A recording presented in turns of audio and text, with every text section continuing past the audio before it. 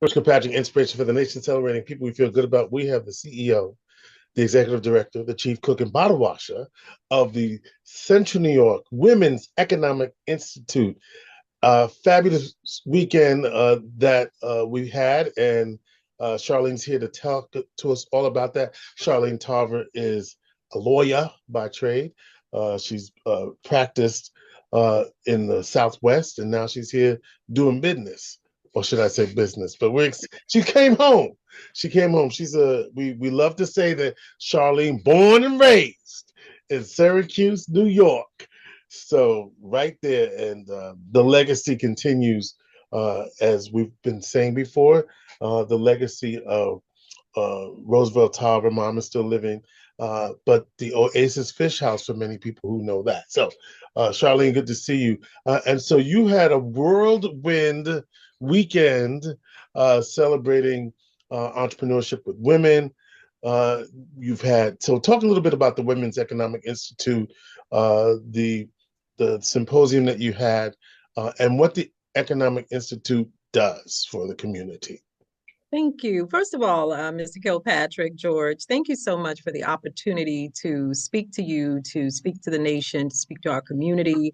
The Women's Economic Institute was formed back in 2017, and we actually were formed on the tail end of the development of the National Coalition of 100 Black Women in Phoenix, Arizona, and then expanded our reach into Central New York. As a part of expanding that reach, we wanted to make sure that we were offering programs, resources, initiatives and moving into policy that would be beneficial to help revitalize specifically some of the most impoverished zip codes and neighborhoods in the community. And so our focus is really around community and economic development.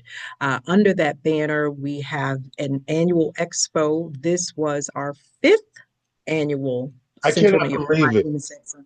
It's hard to believe it because it hasn't been 5 years. I've actually been in Syracuse 4 years. So 2021, I landed in Syracuse May 1st, 2021. We had our very first expo August 6th and 7th, 2021. We had our Over second Onondaga Park. Lower Onondaga Park. 2022 was our second, 2023 was our third, 2024 was our fourth, and now this year, 2025, marked the anniversary, the 5th anniversary of the Central New York Black Women's Expo. So the Expo is one of the initiatives under the banner of the Women's Economic Institute. Also, we have an incubator that we run and sublet office space to BIPOC women entrepreneurs and teach classes. And then the third piece of our work, higher level, is the Affordable Housing Project, which is the Southside Renaissance Project on the south side of the city. So I do want to share, kind of some updates on the Southside Renaissance Project. So I won't move too fast, George, but I will suffice it to say that our focus really is on how do we drive and create community and economic revitalization, specifically within key zip codes here in the city. We know that Syracuse, we have the highest concentration of Black and brown child poverty, both on the south side of the city, the west side of the city, the downtown area right under the highway. So zip codes 13202, 13205, and 13204. So how can we be more intentional about making sure that those communities are not left behind, especially in the era of Micron? And so I would love to kind of go through some of the highlights of the Expo. For those who were able to make it to the Expo, you were able to enjoy our business marketplace. You were able to also enjoy a lot of the wonderful panels that took place on our empowerment stage, our Luxe Fashion Show in celebration of the 5th anniversary. But most importantly, you were able to enjoy a town hall discussion with our mayoral candidates. So the 4 of our mayoral candidates were able to join us at the Expo to really talk about their vision for the city of Syracuse. And it was only befitting to have Mayor Lovely Warren out of Rochester, who really has been a beacon and a champion around economic development, really to have her come in and kind of be the lead moderator for that particular panel. As we look at the city and we look at kind of what we're expecting to happen with Micron, we want to make sure that we're addressing the high rates of unemployment, some of the food and equity and access in our community. Also, we want to look at retail and the need for more retail support for our small businesses. And so again, it was very important that we bring someone in to moderate that session who understands what it means to drive economic development, to support small businesses of color, to create job opportunities, to create housing stability, specifically within some of the lowest, most marginalized communities. And so we truly appreciate Lovely Warren for being a part of that discussion. Each year, Can I just say something? So even before you continue, I just got to get this in. It was a lovely. I will ramble, so you have to stop. No. I just wanted to say this. You stepped on my joke, so see, I have to now do it again. I just wanted to say it was a lovely day, but okay, now you go ahead and continue. And George, thank you so much for joining us. We always appreciate the opportunity to have your support and to know that as we're reaching the community and, working to engage the community, that you're a partner. So that's very important. So I think the expo, kind of in hindsight and reflecting, the expo was a great program, great initiative, great effort. I truly appreciate all of the support of the community, but there were quite a few things that happened over the past weekend with the Women's Economic Institute, and so I'm going to pause there, but so happy and excited to be here. Yeah, and I do want to get some of those things in. I wanted to get some statistics in, though, or at least what you see as the biggest barriers to economic equity for Black women in our community right now, because you're very clear. This is the Central New York Black Women's Expo, right? And so given that this is an event and an initiative targeted to Black women particularly, what are you hearing from Black women about what it takes for them to become part of the economic fabric of this community in an entrepreneurial way? Well, I think that's a great question. I think there are a lot of challenges that we see with Black women, Black entrepreneurs. Let me step back for a moment. The Expo really is about community. It's about Black women, families, children, the men who support them, the stakeholders, because the reality is that African Americans are some of the largest consumers in the nation. And so we consume and support. And so the Expo is an opportunity for others to give back, invest, and support our small businesses. So it is as much about all of our stakeholders as it is about Black women entrepreneurs. But in terms of where there is a need with the BIPOC women population or entrepreneurial population, I think that, and I'll touch on just very briefly for a moment, a research study that the Women's Economic Institute partnered with Georgetown University on this summer. Part of what we assessed in looking at key data points across the city was that in every area, whether it was the city, the county, or the zip codes, the two zip codes that make up the south side of the city, 13205 and 13207, we see that Black women are at the bottom of the economic ladder. And so we see across the city, the county, and the zip codes, the south side, that Black women have the lowest earning potential, have the lowest educational levels, and that we are really making up we're meeting or living below the poverty level most strongly amongst African American women. And so how do you address poverty in a community? You create jobs. How do you create jobs? You support small business growth, right? So you create jobs by creating opportunities for people to employ themselves and employ others. So there clearly is a need to have more retail outlets, across the city, but most specifically in areas where we see African American women and families. We also are seeing that African American women have a high rate of metabolic syndrome. And I won't go delve too deeply into the report, but I will say that if we want to help BIPOC women entrepreneurs, we have to look at where they live, work, and play. And so, do they have access to retail outlets for their businesses? Do they have access to capital and resources and technology? Do they live in safe homes? Because if you're living in environments where you have chronic illness, you have food deserts and food insecurity, then that if you're unhealthy, it makes it very difficult for you to be financially productive, whether that's as an employee, as an entrepreneur, as a business owner. So, really looking at the way in which our community, women live in our communities is critical, and looking at ways that we can provide more support through policy to help elevate and stabilize Black businesses and minority businesses, frankly. You had a Southside Renaissance Project uh, dedication as well. So you've been busy this weekend.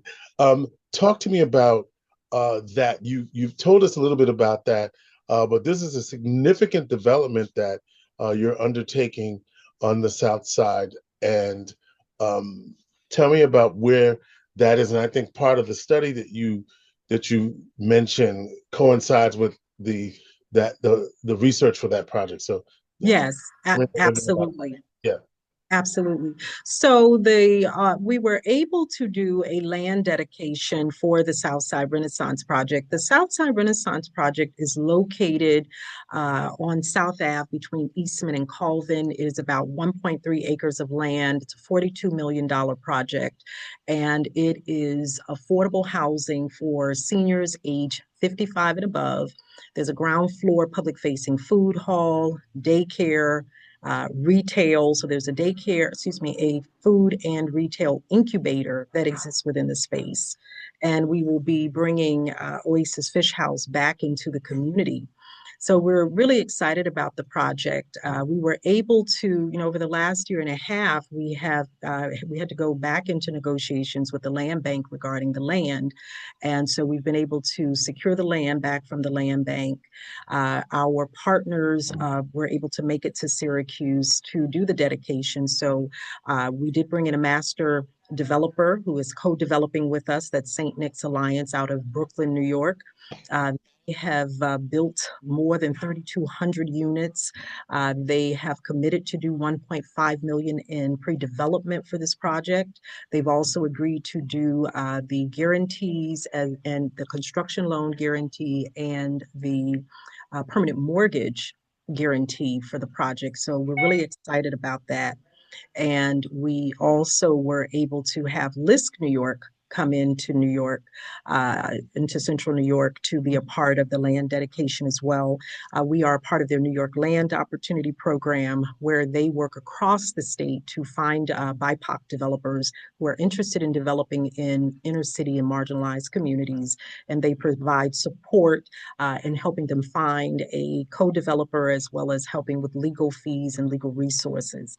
So we were able to dedicate the land and invite out a number of stakeholders, community members, residents, elected officials, to ask them to really, one, to pray over the land, and two, to be able to really understand how important this project is to this community. This is on South Avenue, the 1500 block of South Avenue. So give us a, a landmark so we'll know exactly on South Ave where it is.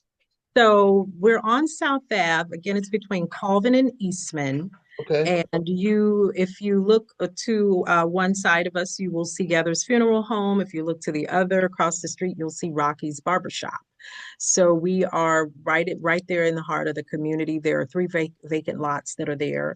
And so we are really excited about the project, but I think even, just more than the excitement of the land dedication, I think the real excitement is that there's an opportunity to address the food insecurity in our community.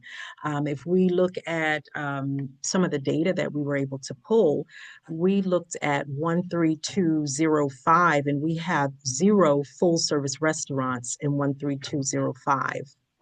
And when we look at 13207, we have 1 full service restaurant.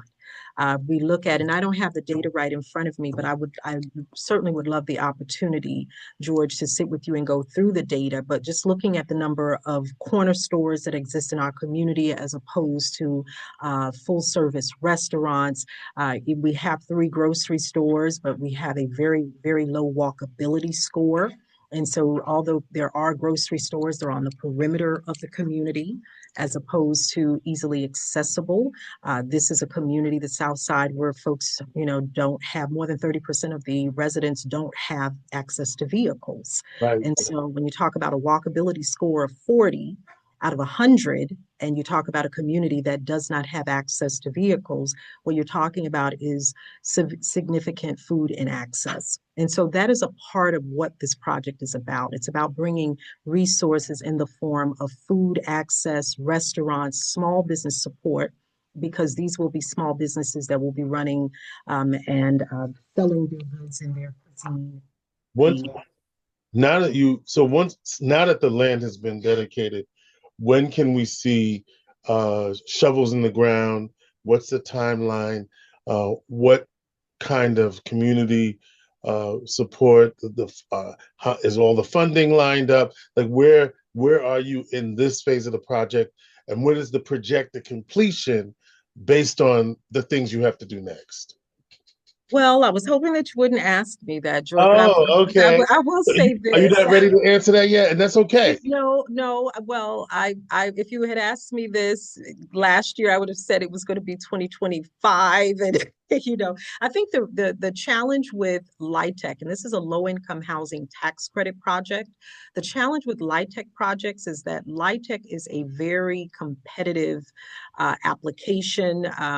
There are still a number of things that need to be done on the project in order to get the project ready for a construction loan closing, if you will. We still need to do the site plan review and approval. We have variances that have to be approved for the project.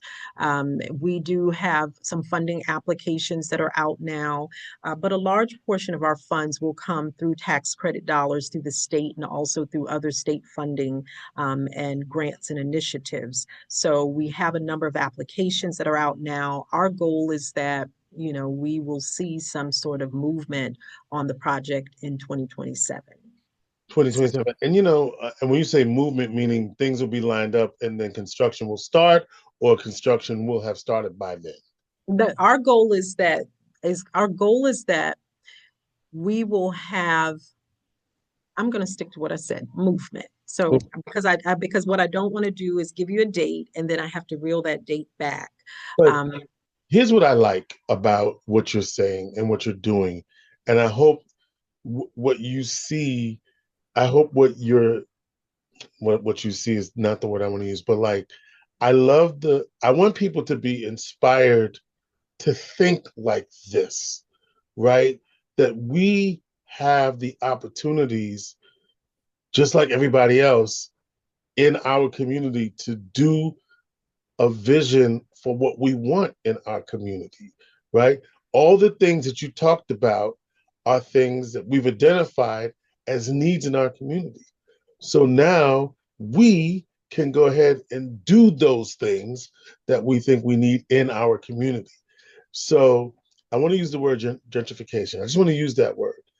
But we can do our own thing. If you understand where am I going with that, right? We can regentrify, reverse gentrify. In other words, we can do what has been done in our communities, just that we can do that, if that makes sense. Yeah. Well, I do agree with you. And I think that, we do have to think outside the box. And I think that, if I go back to women entrepreneurs, when you look in the land development space, we see very few women that are land developers. In fact, we see very few people of color who are land developers. When we look across the country and we see who lives in public housing, we're overrepresented, we as in people of color. When we look at the homeless population, we are overrepresented, we as in people of color. But when we look at the land developers across this country, we make up less than 3% of the population of folks that are developing land. Yet there is a concentrated focus on coming into our community and into Black and Brown communities and developing.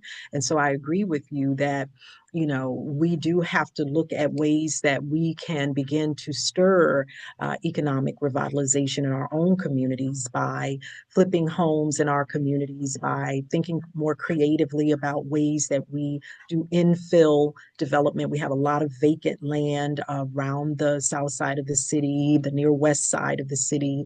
I think that, there's a lot that can be done to address some of the marginalization and to create jobs, because land development does create jobs, whether it's in the form of construction and all of the ancillary, jobs and services that and key services that are attached to that, definitely.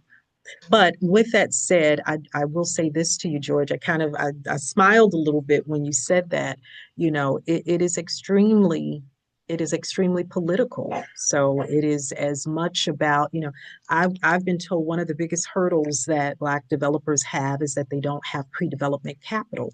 So when you bring a developer to the table, you co-partner and they say, we're going to cover all the pre-development expenses. We're going to cover all the guarantees. Okay.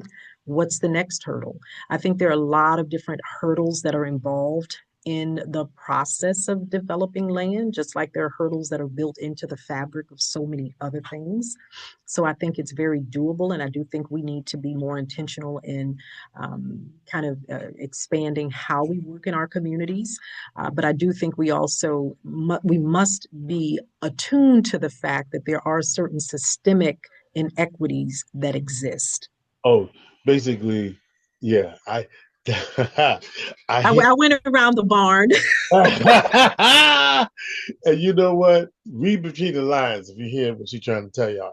Okay, Yeah, so read between the Charlene, lines. Charlene, it's been a fabulous weekend. I'm glad you told us about the Southside Renaissance Project. Good luck as that develops, and as it moves, you holler back at us and let us know. But in the meantime, just keep us on the radar in terms of how we can let the audience know about opportunities at the Women's Economic Institute. How do they find out?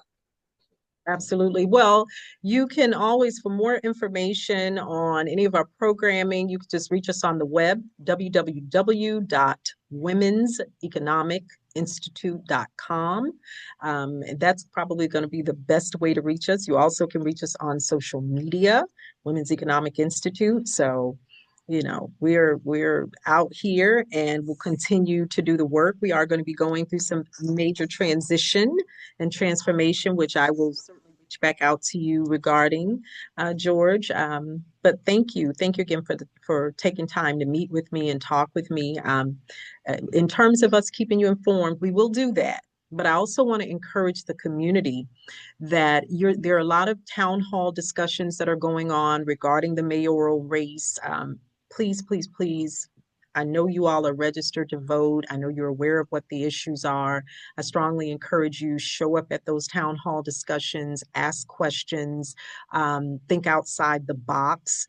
There is $3.5 billion coming into downtown Syracuse. 2 billion of it is from the Department of Transportation and the removal of 1.4 miles of viaduct. We've been hearing that and hearing that. We know that's going to happen. We know that there's also 800 million that's been earmarked for Syracuse Housing Authority. to demolish the public housing under that highway.